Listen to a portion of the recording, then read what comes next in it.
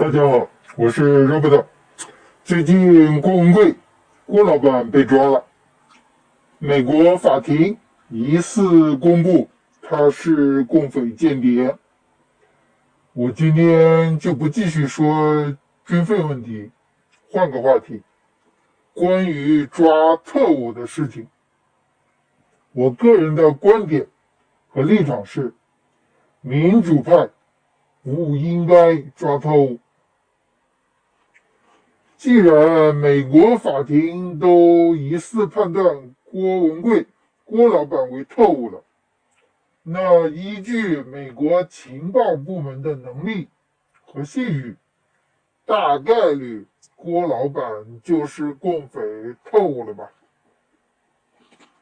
我一直喊郭文贵为郭老板，爆料革命内部都是喊他郭先生和老郭，路德和阎立梦喊的丫头，从称呼能看出各自的一些立场。我为什么一直称呼他为郭老板呢？因为我认为他的个人核心特质是商人本色，能混到一个特务身份，对于一个商人来说是利大于弊的，相当于权力和金钱的结合，官权、金权集合到一起了。他一旦有这个机会搞个特务身份，他肯定会弄到手的。他大概也弄到手了，还是有特务代号的。他17年刚出来做的视频，其实并不怎么反攻，感觉更像是维权上访、叫屈加威胁。有心的小伙伴可以自行确认。他后来为什么又搞反攻灭共了呢？我认为不一定因为是共匪指派他这么做，而是他发现反共可以赚钱，一来可以收割散户反贼，二来可以吸引大额投资，白手套都这么干。豹格的很多项目其实都是为了圈钱。虽然我认为豹格没做到法轮功的那个级别，但我认为豹格是最声势浩大的。所以就算郭老板是特务，我想说这样子出来反共的特务能不能多一点呢？再说了，爆料，很多爆料不都是共匪内部成员爆出来的吗？要分清楚共匪组织和共匪成员。共匪组织肯定要被消灭的，共匪成员不上战场，肯定必须走法律审判流程的。这个后面我会单独拿出来讲。所以特务反共，不管是奉命还是跳反，还是应该欢迎的。所以共匪成员如果愿意转换阵营，投向民主，还是应该欢迎的。当然也应该为自己做过的事情接受法律的调查和审判。既然说到豹格了，我想问问王丹所在的所谓中国民主党在纽约的法拉盛会议是怎么回事？怎么跟共匪成员一起开会呢？滑稽的可笑。报革党都不至于公开和共匪的人开会吧？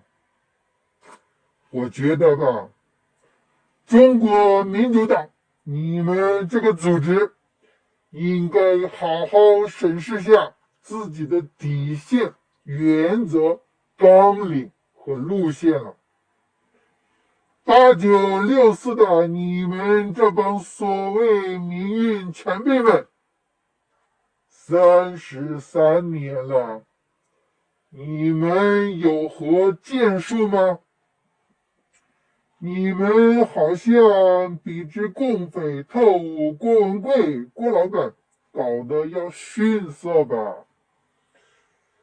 我想请问中国民主党，你们要何去何从呢？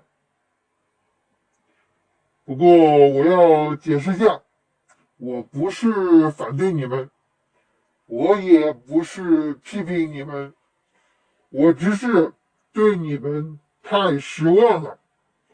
你们是前辈啊，你们搞了33年了，有什么结果吗？没有嘛，你们没有明确的政治主张，你们没有明确的政治路线，你们没有明确的政治诉求，更没有完善的解决方案。我内心对8964这批前辈们真的挺失望的，失望到只好自己站出来了。然后我还是要再提一下香港精神，兄弟爬山，各自努力。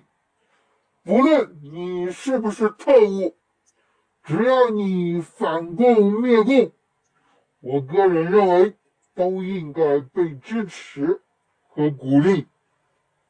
抓特务这事情吧，华人本来就有莫须有的思维逻辑习惯，天天抓特务，一定会让民主阵营组织互相攻讦的。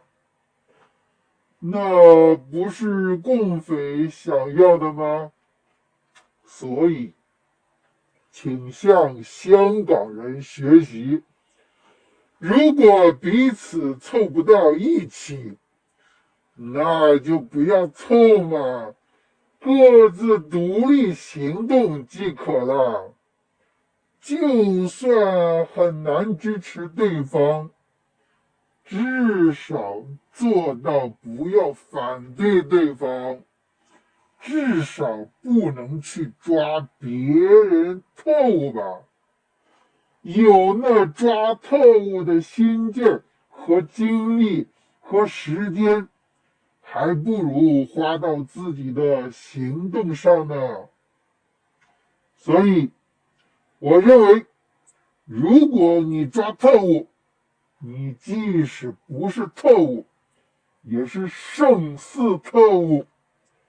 如果你不抓特务，只要你反共灭共，就算你是特务，也是不是特务。作为民主派，大家彼此观点有分歧，很正常的。不要因为观点分歧就要抓别人特务。民主派本就应该观点发散的，有分歧再正常不过，不爽就辩论嘛。你如果连辩论都怕的话，还是干脆回家找妈妈。好了，今天就这样子，明天见。